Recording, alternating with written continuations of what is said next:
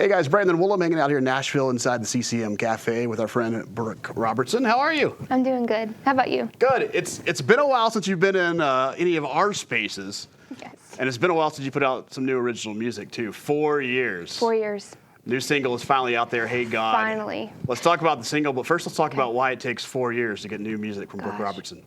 Yeah, so I mean, we all know what 2020 looked like. Yeah. So that whole year was just a learning curve for me. You know, we released the record and, you know, shared my story, my testimony, and it just felt like I got hit in the gut that year. I think a lot of artists felt that way, but I just believe the Lord was teaching me throughout that year that it was way more than a song. You know, and he was teaching me that it's deeper than that. You know, it was the ministry behind it.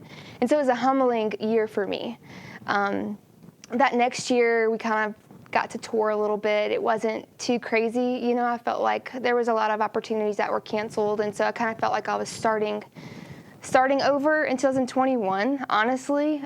But I don't know. It was just kind of weird. We all kind of felt like that. It was so weird. It was like, how do you transition from 2020 to 2021? It was just very interesting.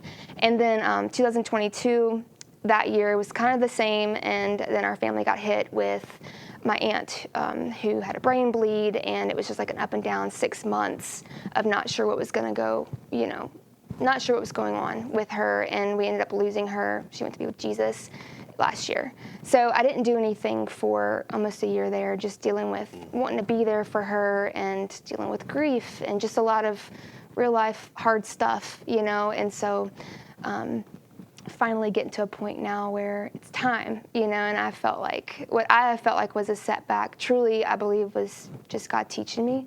I've grown a lot with the Lord. He's shown me just so much throughout these 4 years, and I am truly grateful for those 4 years. I am. Yeah. I don't see I missed out.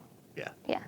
And you never went away from music either. No. You pop up in my feed playing music more than some of the Christian artists that are putting out albums every 6 months. So it was just original music wasn't out there yet, but there was still your face and music coming from your mouth on the internets at least. Yeah. Yeah.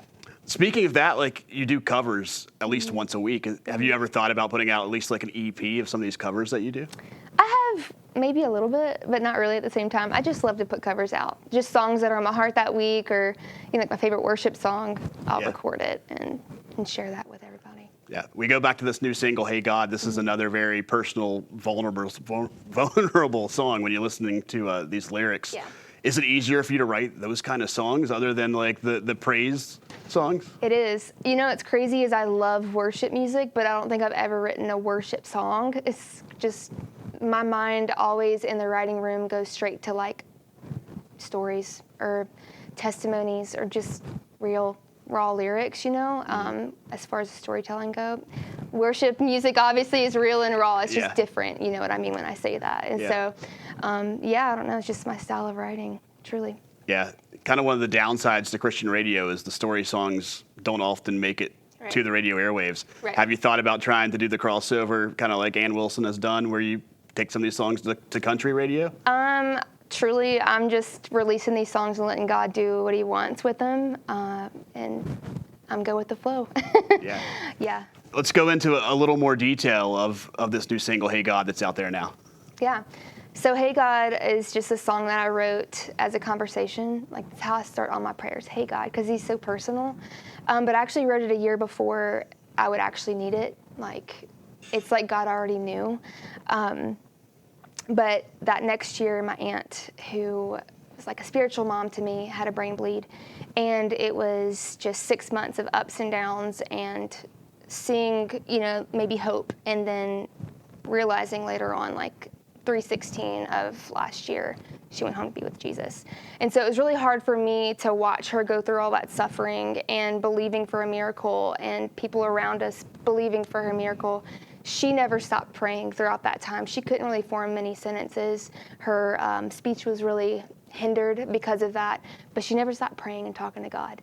And so when she passed away, it was really hard. And I think it's easy for us to pull away from God in moments like that where you don't see him answer prayers the way that you want him to. And so when I pulled away for just a short time, the Lord brought me back to all those memories that I had of her when she was sick, but even when she was well, when she didn't stop talking to God. And so it it reminded me, like, no matter the circumstances, no matter what I've gone through, no matter if I don't even understand or can't see it, to always talk to God, always stay near to him, because it's our human flesh response wants to pull away. But when we draw near, there's something special about that. And when we draw near, he draws near back, you know, and so that's just my heart behind the song. It's taken on meaning, obviously, since writing it because of all that. But I believe that was all God.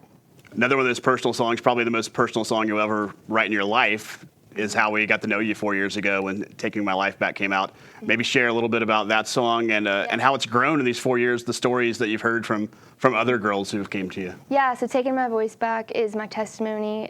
Whenever I was 10, I was sexually abused and went through like 15 years of silence. And just right after those 15 years, God opened the doors for music, and it was time to like share my story. But I remember fighting God with that, because I was like, there's no way that I'm about to, you know, tell the whole world about what happened.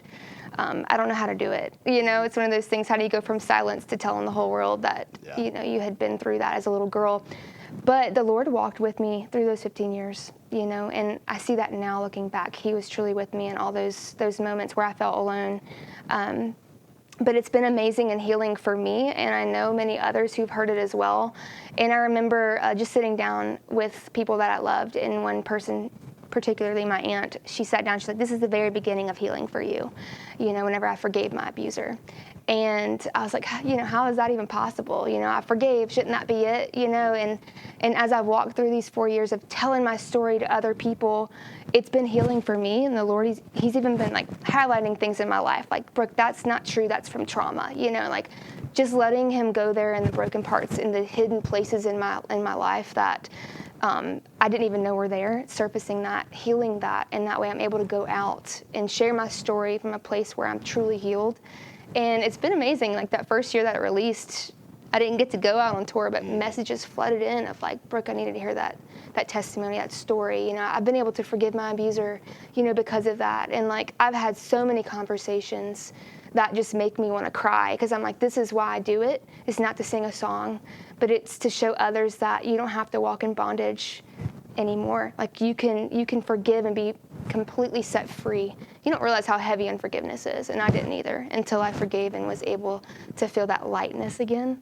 And so to be able to share that with other people and to watch them take the steps of faith in choosing to forgive and move on and let the Lord heal, it's been beautiful. Yeah, it's such a tough topic to fit into 3 minutes or 3 minutes and 30 seconds, whatever it is, too. Have you ever thought about putting it into a book form or more pages? Yeah, so I actually have written a book. Oh, wow.